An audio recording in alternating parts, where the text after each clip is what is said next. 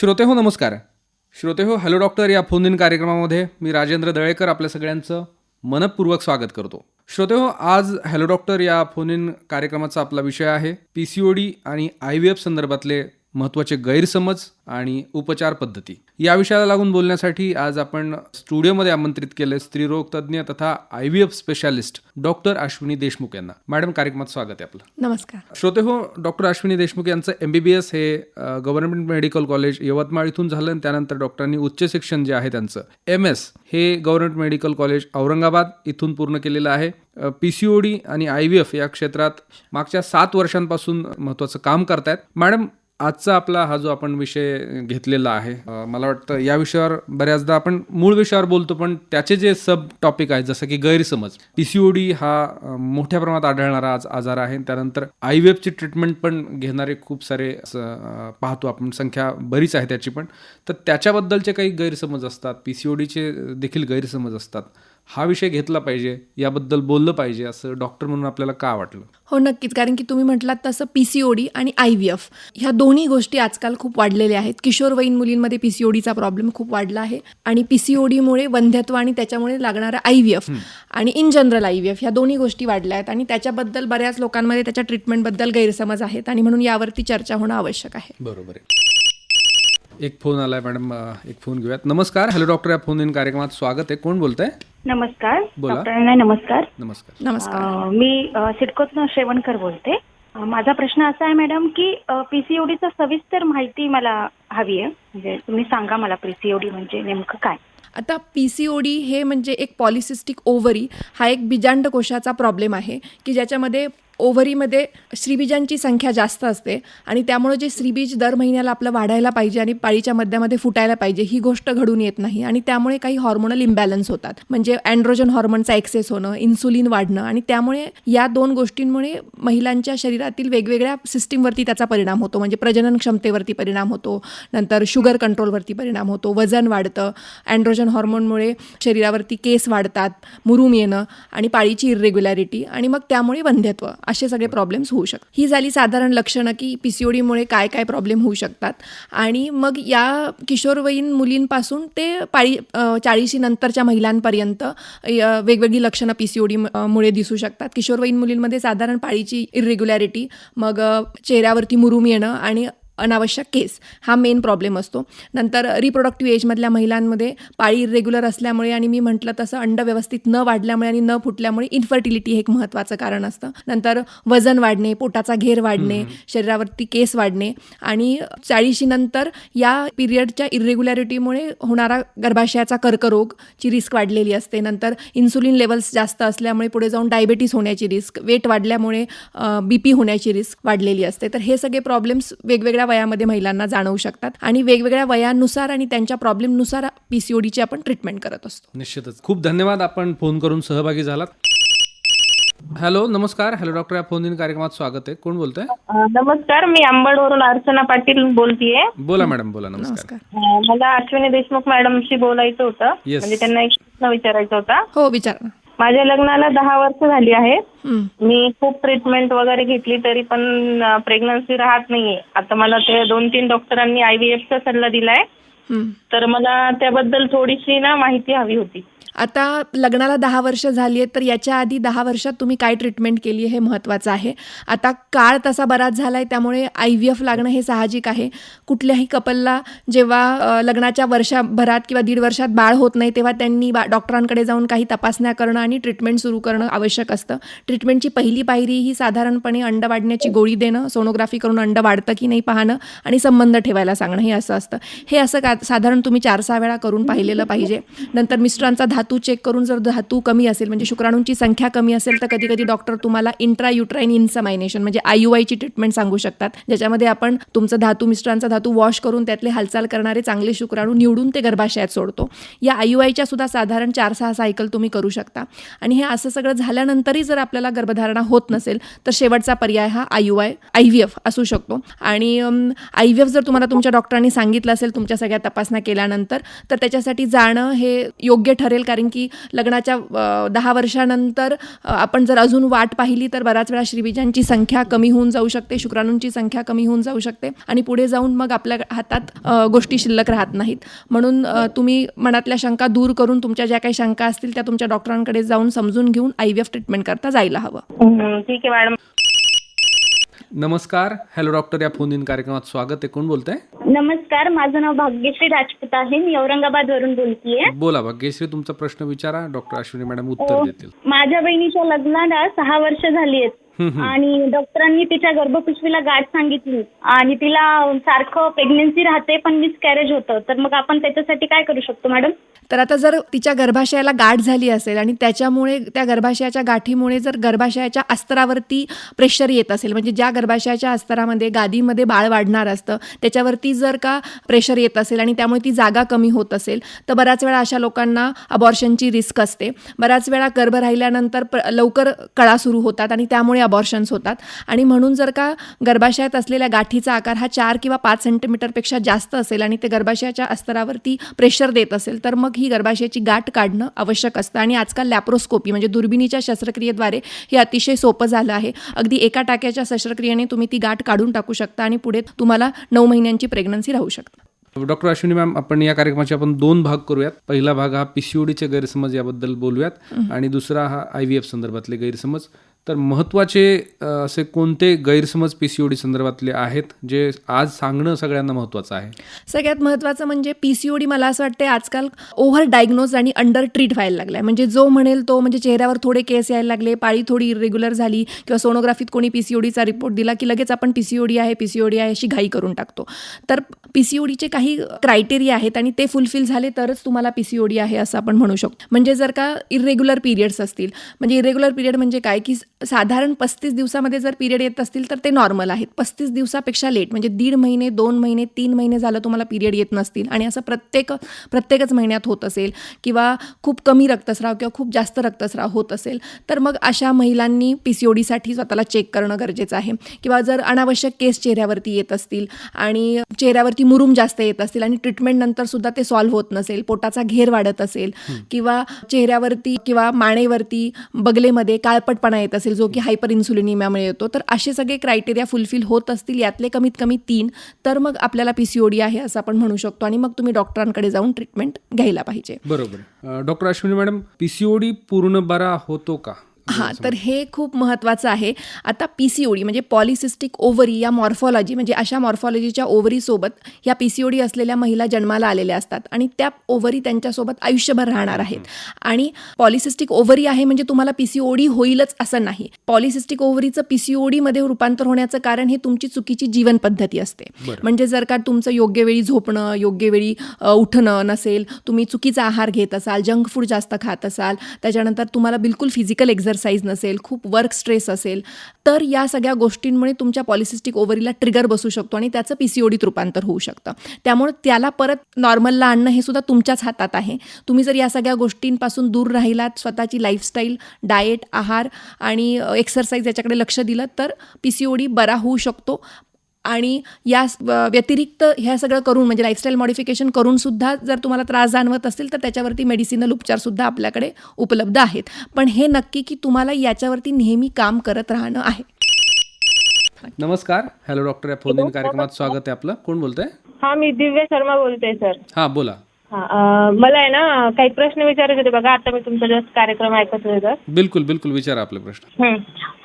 माझ्या लग्नाला आहे ना 15 वर्ष झाली बघा. बरं. आणि 5 वेळा IUI झालेला आहे. बरं. ट्रीटमेंट घेतली म्हणजे तुम्ही? प्रेग्नन्सी काय राहत नाहीये, तर मग त्याच्या संदर्भात विचारायचं होतं. येस, IVF तज्ज्ञ डॉक्टर अश्विनी देशमुख आहेत. मॅडम उत्तर द्या. ओके. जर लग्नाला 15 वर्ष झाली असतील आणि तुम्ही 5 ते 6 वेळा IUI केलं असेल तर आता बाळ राहण्यासाठी शेवटचा पर्याय हा IVFच असू शकतो. आता याच्या मागची कारणं काय होती, म्हणजे IUI का केलं हे माहिती असणं गरजेचं आहे. म्हणजे तुम्हाला जर तुमच्या डॉक्टरांनी सांगितलं असेल की शुक्राणू कमी होते किंवा श्रीबीज वाढत नव्हतं आणि त्याच्यावरती ट्रीटमेंट करून झाली असेल तर मग आता लग्नाच्या 15 वर्षानंतर आणि 5 IUIच्या फेल्युअरनंतर शेवटचा बाळ राहण्यासाठीचा पर्याय हा टेस्ट ट्यूब बेबी असू शकतो. ठीक आहे मॅडम. येस, धन्यवाद. आपण कॉल करून सहभागी झालात. येस मॅडम, PCODच्या त्रासामुळे मूल होण्यासाठी प्रॉब्लेम येऊ शकतात का, याबद्दल काय सांगा? हो, हां. तर PCODमध्ये जो काही हॉर्मोनल इम्बॅलन्स झालेला असतो किंवा श्रीबीजांची संख्या खूप जास्त असते आणि त्यामुळे जे पाळीच्या दुसऱ्या दिवसापासून महिलेमध्ये बीजांडकोशामध्ये श्रीबीज वाढायला हवं असतं आणि 14व्या 15व्या दिवशी ते फुटणं गरजेचं असतं आणि त्या श्रीबीज वाढत असताना जे काही हॉर्मोन्स बाहेर पडतात त्यामुळे गर्भाशयाच्या अस्तरामध्ये पेशीमध्ये अस्तर तयार होतं आणि जर बाळ राहिलं नाही पुढे तर आपल्याला पिरियड येतात. तर म्हणजे अंड वाढणं आणि ते एका परिपक्व साईजला जाणं बाळ राहण्यासाठी आवश्यक असतं आणि हीच मेन गोष्ट PCODच्या लोकांमध्ये घडून येत नाही आणि त्यामुळे त्यांना बाळ राहायला प्रॉब्लेम होऊ शकतो. म्हणून अशा महिलांनी आपली पाळी रेग्युलर करून घेणं आणि अंड वाढतंय की नाही आणि फुटतंय की नाही हे चेक करणं गरजेचं असतं. निश्चितच मॅडम, PCODमधला किंवा PCOD ज्यांना आहे त्यांच्याकडे आणखी काही गैरसमज आहेत. ते आहेत औषधोपचारांबद्दलचे, की काहींना असं वाटतं, माझीच एक मैत्रिणी ती म्हणाली की मला गोळ्या औषधांच्या ट्रीटमेंटनंतर पण PCODमध्ये मला काही फरक पडला नाही असं आहे. तर फक्त गोळ्या औषधच महत्त्वाच्या आहेत की इतर काही गोष्टी डॉक्टरांनी सांगितलेल्या देखील महत्त्वाच्या आहेत? आता PCOD हा एक थोडक्यात अनुवंशिक आजार आहे आणि तो तुमच्या जीन्समध्ये आहे, त्यामुळे फक्त गोळ्या औषधं घेतल्याने तो बरा होणार नाही. त्याच्यामध्ये लाईफस्टाईल चेंज करणं खूप गरजेचं आहे, कारण की लाईफस्टाईलच्या खराब लाईफस्टाईलमुळेच हा PCOD झालेला असतो. त्यामुळे डॉक्टरांनी तुम्हाला जे काही मेडिसिन्स दिलेत तुमच्या प्रॉब्लेमनुसार, म्हणजे तुम्हाला इरेग्युलर पिरियड्स असतील तर हॉर्मोन टॅबलेट दिले असतील, तुम्हाला केस जास्त येत असतील तर हॉर्मोन टॅबलेट दिले असतील, तर त्याच्यासोबत तुम्ही लाईफस्टाईलमध्ये चेंजेस करणं, म्हणजे योग्य आहार घेणं, जितकं जमेल तेवढं low carb high protein diet घेणं, योग्य वेळेवर जेवणं, ताजं खाणं, एक्सरसाइज करणं, मसल बिल्डिंग एक्सरसाइज फार महत्त्वाच्या असतात. जे थिन PCOD म्हणजे बारीक लोक असतात आणि ज्यांना PCOD आहे त्यांनी मसल ट्रेनिंग म्हणजे मसल गेन करण्याचे एक्सरसाइज, आणि जे फॅट PCOD असतात त्यांनी फॅट कमी करून वेट बिअरिंग एक्सरसाइज करणं आणि जीवनपद्धतील बदल म्हणजे योग्य वेळी झोपणं, उठणं आणि स्ट्रेस कमी करणं, थोडा योगा, प्राणायाम, मेडिटेशन, तर हे सगळं सुद्धा सोबत करणं गोळ्यांसोबत खूप गरजेचं आहे. फक्त गोळ्या औषधं घेतल्याने हा आजार पूर्णपणे बरा होऊ शकत नाही. डॉक्टर मॅम, PCODच्या गैरसमजामध्ये आहाराबद्दल म्हणजे डाएट संदर्भात फार कॉम्प्लिकेशन्स असतात. म्हणजे आजकाल आपण पाहतो कोणी सांगितलं म्हणून ते फॉलो करणं किंवा गुगल आहेच किंवा कुठेतरी बघितले व्हिडिओ चित्रफित त्याच्यातून, तर त्यांना काय सांगाल तुम्ही? हां, तर खरंच PCODच्या आहाराबद्दल फार गैरसमज यामुळे व्हायला लागलेत की तुम्ही गुगलवरती PCOD टाका की हजारो डाएट्स तुमच्यासमोर येतात. पण मी प्रत्येक माझ्या पेशंटला सांगते की तुम्हाला जे शक्य आहे, तुम्हाला जे फॉलो आयुष्यभर करता येणार आहे ते तुम्ही फॉलो करा, कारण की PCOD तुम्हाला आयुष्यभर त्रास देणार आहे.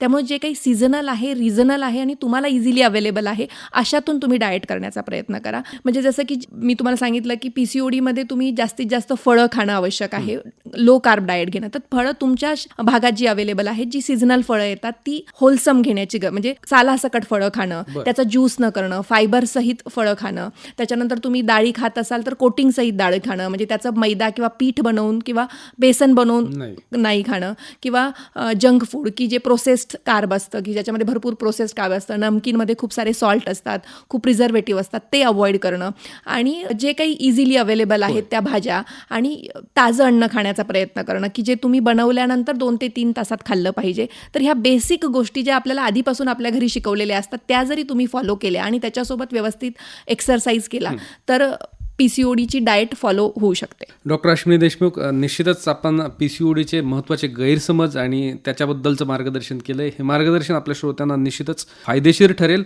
श्रोते हो, हॅलो डॉक्टर हा फोन इन कार्यक्रम आपण ऐकतो आहोत आणि या कार्यक्रमामध्ये डॉक्टर अश्विनी देशमुख, स्त्रीरोग तज्ज्ञ तथा IVF स्पेशालिस्ट यांच्याशी आपण बातचीत करतो आहोत. जो आपला विषय आहे PCOD आणि IVF संदर्भातले महत्त्वाचे गैरसमज. डॉक्टर अश्विनी मॅडम, कार्यक्रमात पुन्हा एकदा स्वागत आपलं. नमस्कार. हॅलो डॉक्टर या फोन इन कार्यक्रमात स्वागत आहे. कोण बोलतंय? नमस्कार, माझं नाव मोहिनी आहे आणि मॅडमला मला असा प्रश्न विचारायचा होता की मी सोनोग्राफी केली होती तेव्हा मला PCOD नॉन बल्की PCOD असं आलं होतं सोनोग्राफीमध्ये आणि मला 2 ते 3 मंथच्या ड्युरेशननी MC येते. तर मॅमला असं विचारायचं होतं की मी फूड हॅबिट्समध्ये काय चेंजेस करू शकते की बिना मेडिसिन घेता माझा प्रॉब्लेम सॉल्व्ह होईल. तर तुमचं वजन किती आहे? 67 आहे मॅम. ओके. तर एज 24 आहे. ओके. आणि हाईट? हाईट 5. हां, तर हे मी याच्यासाठी विचारलं की तुमचा BMI प्रॉपर असणं खूप गरजेचं असतं PCODच्या ट्रीटमेंटमध्ये. तर तुमची हाईट जर 5 असेल तर 67 हे वेट तुमच्यासाठी खूप जास्त झालं. तुमचं आयडियल वेट हे 52 kg पाहिजे, म्हणजे तुम्हाला 10 to 15 kg वेट लॉस करणं आवश्यक आहे आणि त्याच्यासाठी तुम्ही प्रॉपर डाएट, मी जसं माझ्या मागच्या चर्चेत सांगितलं की तुम्ही जास्तीत जास्त ताजी फळं, ताजी भाज्या, वेळच्या वेळी जेवण करणं, लो कार्ब डाएट घेणं, जास्तीत जास्त प्रोटीन इंटेक ठेवणं आणि वेळेआधी म्हणजे सकाळचं जेवण हे 12च्या आधी आणि रात्रीचं जेवण हे 8च्या आधी ठेवणं गरजेचं आहे. रात्रीची झोप व्यवस्थित घेणं गरजेचं आहे आणि एक 40 मिनिटाचा व्यायाम की ज्याच्यामध्ये तुम्हाला घाम येईल. मग तो कुठलाही व्यायाम असू द्या, झुंबा, योगा, जिम असं तुम्ही काही करू शकता आणि थोडं मेडिटेशन तुमचे हॉर्मोन सेटल ठेवण्याकरता हे गरजेचं आहे. आणि जर तुम्ही 10 kg म्हणजे तुमचं आत्ताचं जे वेट आहे त्याच्यामध्ये जर तुम्ही 10% वेट रिडक्शन कराल तर तुमचे पिरियड्स नक्कीच रेग्युलर होतील. वेट रिडक्शन केलं की पीसीओडी प्रॉब्लेम ऑटोमॅटिक सॉल्व्ह होतो का मॅम? हो, कारण की कसं आहे की पीसीओडीमुळे वेट वाढणं आणि वेटमुळे पीसीओडी अजून वाढणं हे असं एक विशियस सायकल आहे. त्यामुळे जर तुम्ही तुमचं वेट कमी केलं तर आपोआपच पीसीओडीमध्ये जो काही हॉर्मोनल इम्बॅलन्स झालेला असतो तो कमी होतो आणि पिरियड रेग्युलर यायला मदत होते, अंड वाढतं आणि त्याच्यामुळे तुमचे पिरियड रेग्युलर आले, हॉर्मोन सेटल झाले की तुम्हाला जे बाकीचे प्रॉब्लेम जाणवत असतात पीसीओडीमुळे ते साहजिकच कमी होतात. ओके येस, चालेल मॅम, थँक्यू. धन्यवाद आपण फोन करून सहभागी झालात. Yes thank you so much. Madam, आता आपण IVFच्या गैरसमजाबद्दल बोलूयात. त्याच्यामधला पहिला गैरसमज असा असतो की IVF ट्रीटमेंट घेतल्यानंतर किंवा जेव्हा ट्रीटमेंट घेतो आपण त्यामध्ये जुळं किंवा ट्विन्स ज्याला असं म्हणतो की तेच होण्याची जास्त शक्यता असते. हे किती खरं आहे? हां, कसं आहे की जेव्हा आपण IVF करत असतो तेव्हा गर्भ सोडण्याची जी प्रक्रिया असते तर शक्यतो आपण 2 किंवा 3 गर्भ याकरता सोडतो की प्रत्येकच गर्भ हा चांगला असेल आणि त्याच्यातून गर्भधारणा होईलच याची शुअरिटी नसते. आणि म्हणून आपण 2 किंवा 3 गर्भ म्हणजे जर 5व्या दिवसाचा म्हणजे ब्लास्ट ट्रान्सफर करणार असू तर 2 एम्ब्रिओ सोडतो आणि जर डे 3 एम्ब्रिओ ट्रान्सफर म्हणजे 3ऱ्या दिवसाचा गर्भ सोडणार असू तर 3 एम्ब्रिओ ट्रान्सफर करतो. पण बऱ्याच वेळा फक्त 40 to 50% एम्ब्रिओच आपल्याला प्रेग्नन्सी देतात. त्यामुळे प्रत्येकच वेळेस 2 गर्भ सोडले म्हणजे 2 बाळं होतील असं नाही आहे. आणि दुसरी गोष्ट म्हणजे तुमचा जर असा स्ट्रिक्ट क्रायटेरिया असेल की आम्हाला एकच बेबी हवं आहे किंवा तुम्हाला आधीचं एखादं बेबी असेल तर तुम्ही डॉक्टरांना तसं सांगू शकता की आमच्या केसमध्ये तुम्ही फक्त एकच एम्ब्रिओ ट्रान्सफर करा.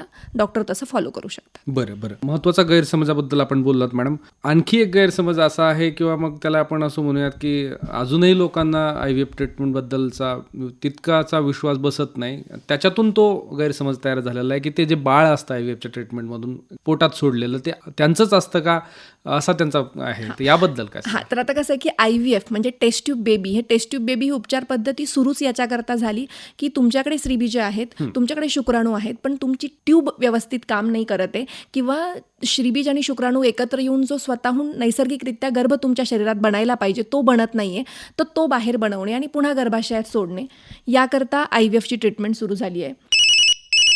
नमस्कार, हॅलो डॉक्टर, या फोन इन कार्यक्रमात स्वागत आहे. कोण बोलतंय? नमस्कार, मी जालना जिल्ह्यातून बोलतो, कृष्णा.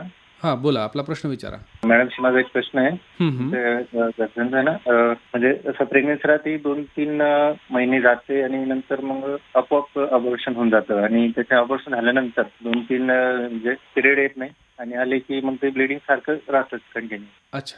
तर यामध्ये अबॉर्शन वारंवार होत आहेत. तर अबॉर्शन वारंवार होण्यामागे भरपूर रिझन्स असू शकतात. पहिली गोष्ट तर काही जेनेटिक कॉज असू शकतात की श्रीबीज किंवा शुक्राणूंमध्ये वीक आहेत किंवा त्यांच्यामध्ये गुणसूत्रांचा काही प्रॉब्लेम आहे आणि त्यामुळे गर्भ चांगला बनत नाही आहे. कधी कधी काही हॉर्मोन्स इम्बॅलन्स असल्यामुळे हॉर्मोन म्हणजे जो प्रेग्नन्सी राहिल्यानंतर हॉर्मोनचा सपोर्ट बाळाला मिळायला पाहिजे, प्रोजेस्ट्रॉन हॉर्मोन, ते न मिळाल्यामुळे कधी 2ऱ्या-3ऱ्या महिन्यात गर्भपात होऊ शकतात. कधी कधी गर्भाशयामध्ये काही पडदा आहे, गाठ आहे, तर अशा वेळेस गर्भ थोडे दिवस वाढून गर्भपात होऊ शकतो. तर याच्या मागचं कारण काय आधी हे तुम्ही तुमच्या गायनॉलॉजिस्टकडे जाऊन काही रक्त तपासणी आणि सोनोग्राफी करून जाणून घेतलं पाहिजे.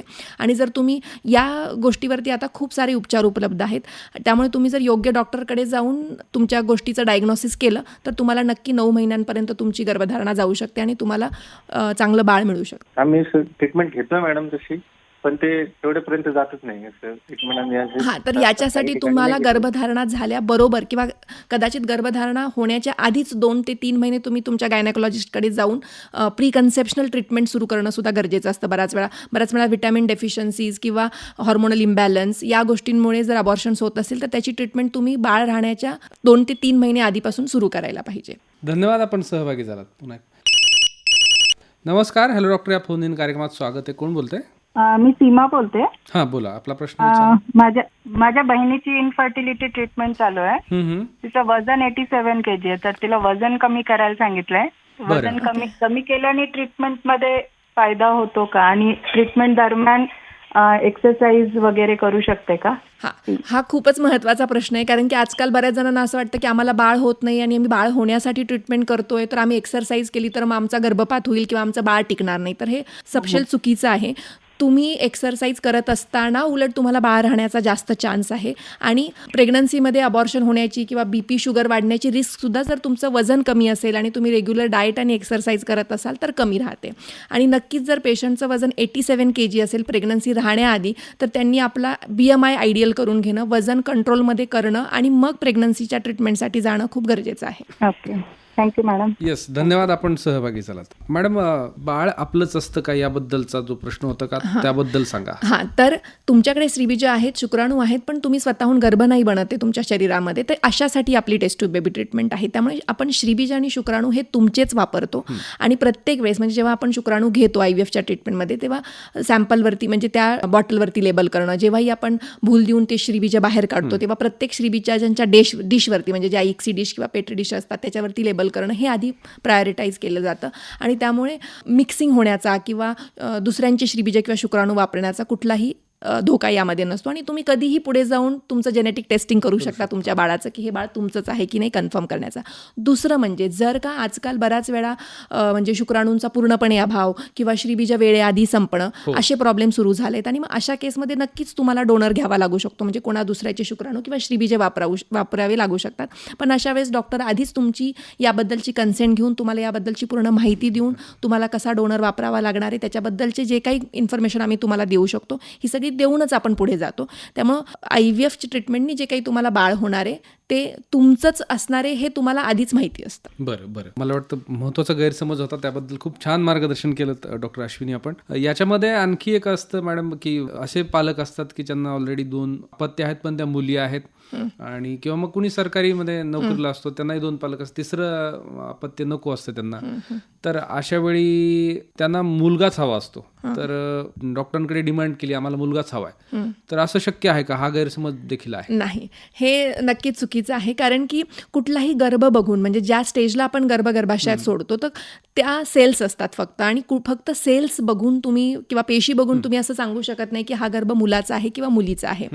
तर त्याच्यामुळे जरी तुम्हाला डॉक्टरांनी सांगितलं किंवा तुमची अपेक्षा असेल की मला मुलगा किंवा मुलगीच हवी आहे, तर असं IVF ट्रीटमेंटद्वारे होणं अशक्य आहे. IVF मध्ये अशी कुठलीही टेक्नॉलॉजी नाही आहे की ज्याने तुम्ही सेक्स सिलेक्शन करू शकता. बरं, यानंतरचा आणखी एक गैरसमज आहे की जी महिला ट्रीटमेंट घेते IVFची किंवा ह्या सगळ्या प्रोसेसची, त्या ट्रीटमेंटमधून महिलेच्या शरीरावर दुष्परिणाम होतात, त्यातून मग तिला बेड रेस्ट करावा लागतो किंवा असं काही आहे का? नाही, आता कसं आहे की हॉर्मोन्स तुम्हाला घ्यावे लागतात. श्रीबीज वाढवण्यासाठी जी काही इंजेक्शन्स लागतात तर ती साधारण 8-10 दिवस तुम्हाला रेग्युलर बेसिसवर हॉर्मोन घ्यावे लागतात. आणि बऱ्याच जणांना असं वाटतं की हॉर्मोनची इंजेक्शन्स घेतल्यामुळेच माझं वजन वाढू शकतं किंवा मला पुढे जाऊन काही प्रॉब्लेम होऊ शकतात. तर याची शक्यता अतिशय कमी आहे. हे जे हॉर्मोन्स आपण तुम्हाला देतो ते तुमच्या शरीरात तयार होणारे ब्रेनमधून जे आपल्याला डेली बेसिसवर आपल्या शरीरात हॉर्मोन बाहेर पडत असतात तेच हॉर्मोन्स फक्त आपण थोड्याशा जास्त लेवलमध्ये देतो आणि ते शरीरात तुमच्या कमी असतात म्हणूनच आपण बाहेरून देतो. त्यामुळं आणि ते 24 आवर्समध्ये तुमच्या किडनी थ्रू तुमच्या लिव्हर थ्रू एक्सक्रीट झालेले असतात. त्यामुळे त्याचा तुमच्या शरीरावरती लॉंग टर्म असा कुठलाही परिणाम होत नाही. आता बऱ्याच जणांचं IVF केल्यानंतर वजन वाढतं किंवा त्यांना काही बऱ्याच जणांना थोडे सायकोलॉजिकल प्रॉब्लेम किंवा स्ट्रेस इंड्युस्ड प्रॉब्लेम सुरू होतात. तर हे त्यांना आलेल्या वंध्यत्वामुळेचं प्रॉब्लेम असतात. त्याच्यामुळे ज्या काही स्ट्रेसमध्ये असतात त्याच्यामुळे त्यांचं वजन वाढणे आणि या सगळ्या गोष्टी होतात. ॲज सच IVF ट्रीटमेंट करत असताना जे काही आपण ड्रग्ज देतो त्याच्यामुळे कुठलाही साईड इफेक्ट लॉंग टर्म पेशंटवरती होत नाही. बरं, डॉक्टर अश्विनी देशमुख, यानंतर मला विचारायचं की या ट्रीटमेंटमधून जे मूल जन्माला येतं त्याच्यामध्ये व्यंग असू शकतं किंवा व्यंग होतं, असं काही आहे का? तर आता कसं आहे की बाळ जन्माला येत असताना रुटीनली व्यंग असण्याची जी काही शक्यता असते तशीच IVF केल्यानंतर जे बाळ जन्माला येतं त्याच्यात पण तेवढीच शक्यता असते. म्हणजे आपण IVF केल्यामुळे आपल्याला व्यंग असलेलं बाळ जन्माला येऊ शकतं अशी शक्यता वाढत नाही. आणि दुसरं म्हणजे आजकाल एवढ्या गोष्टी अवेलेबल झाल्यात की ब्लड टेस्ट आहेत की ज्याच्यामध्ये आपण गुणसूत्रांच्या काही प्रॉब्लेम आहेत का, म्हणजे double marker, triple marker, quadruple marker तुम्ही ऐकलं असेल, किंवा NT स्कॅन आहे, अनामली स्कॅन आहे, ॲडव्हान्स 3D 4D सोनोग्राफी आल्या. त्यामुळे आपण ऑलमोस्ट 90 to 95% अनामलीज वेळेआधी डिटेक्ट करू शकतो. आणि त्यामुळे IVF केल्यामुळे आपल्याला व्यंग असलेलं बाळ जन्माला येऊ शकतं असं टेन्शन घेण्याची काही गरज नाही आहे. बरं मॅडम, सगळ्या प्रकारचे गैरसमज आजच्या या एपिसोडच्या माध्यमातून आपण कव्हर केले आहेत असं म्हणायला काही हरकत नाही. खूप छान मार्गदर्शन केलेत. तर मॅडम, आजचा जो विषय आहे आपला दोन्हीचा गैरसमज तर आहेतच, पण PCOD होऊ नये यासाठी आपल्या श्रोत्यांनी, महिलांनी काय काळजी घेतली पाहिजे याबद्दल त्यांना मार्गदर्शन करा. आणि शेवटी IVFच्या ट्रीटमेंटबद्दल पण विश्वासार्हता वाढण्यासाठी काय सांगाल? तर आता PCODमध्ये मी पहिलं हेच सांगेल की घाई करू नका. तुमच्या डॉक्टरांकडे जाऊन तुम्हाला खरंच PCOD आहे हे पहिलं कन्फर्म करा आणि PCOD आहे हे कळल्यानंतर लगेच मेडिसिनवरती उडी मारू नका. लाईफस्टाईल मॉडिफिकेशन आधी करा, म्हणजे योग्य आहार, योग्य एक्सरसाइज आणि तुमच्या जीवनपद्धतीतील बदल, प्रॉपर लाईफस्टाईल हे आधी फॉलो करा. वजन कमी करण्याचा प्रयत्न करा आणि याच्यानंतरही तुम्हाला प्रॉब्लेम जाणवत असतील तर मग मेडिसिनचा आधार घ्या. आणि हे तुम्हाला नेहमीसाठी PCODमध्ये लक्षात ठेवायचं की जे काही तुम्ही लाईफस्टाईल मॉडिफिकेशन करणार आहात ते तुम्हाला आयुष्यभर करायचं आहे. त्याच्यात जर तुम्ही कुचराई केली तर तुम्हाला PCOD पुन्हा पुन्हा त्रास देणार आहे. बरोबर. आणि IVFबद्दल मी हे सांगेल की आता IVF पूर्वीसारखं राहिलं नाही आहे. खूप इझिली अवेलेबल झालं आहे. खूप सारे डॉक्टर्स याच्यामध्ये ट्रेंड झालेत आणि खूप सारे ॲडव्हान्स टेक्नॉलॉजी आल्यात आणि त्याच्यामुळे जवळजवळ IVF या टेक्नॉलॉजीमुळे 90 ते 95% दाम्पत्यांना, इन्फर्टिलिटी असलेल्या दाम्पत्यांना आपण बाळ देण्याची आशा निर्माण झाली आहे. फक्त गरज आहे ते तुम्ही योग्य वेळी तुमच्या डॉक्टरांकडे जाण्याची, डॉक्टरांनी तुम्हाला जे सांगितलं आहे ते त्यांच्यावर विश्वास ठेवून पुढे कंटिन्यू करण्याची आणि या ट्रीटमेंटमध्ये तुम्हाला फेल्युअरसुद्धा येऊ शकतात हे ॲक्सेप्ट करण्याची. म्हणजे IVFची पहिल्या सायकलमध्येच तुम्हाला 100% रिझल्ट येईल असं नाही आहे, कारण की तुम्ही कुठेही जगाच्या पाठीवर जाऊन IVF केलं आणि त्याच्यामागचं रिझन काहीही असेल तरी IVFचा सक्सेस रेट हा म्हणजे कुठल्याही एका सायकलमध्ये 30 ते 40% पुढे नाही आहे. म्हणजे 100 लोकांचं जर एका महिन्यात आपण IVF केलं तर त्यातले 30 किंवा 40च लोक पॉझिटिव्ह येऊ शकतात. उरलेल्यांना कदाचित पुन्हा करावं लागू शकतं आणि त्यामुळे तो पॉझिटिव्ह अप्रोच ठेवून डॉक्टरांकडे जाणं खूप गरजेचं आहे. आणि जे काही तुमचे गैरसमज असतील ते तुम्ही डॉक्टरांच्या पहिल्या भेटीतच क्लिअर करून पुढे जाणं आवश्यक आहे. तर तुम्हाला नक्कीच या IVF ट्रीटमेंटमुळे फायदा होऊ शकतो. निश्चितच डॉक्टर अश्विनी देशमुख मॅडम, आजच्या कार्यक्रमात येऊन आपण PCOD आणि IVF बद्दलचे गैरसमज याबद्दल सविस्तर मार्गदर्शन केलं, आपला वेळ दिलात, आकाशवाणीत आलात, त्याबद्दल आकाशवाणीच्या वतीनं आपले खूप आभार, धन्यवाद. थँक्यू.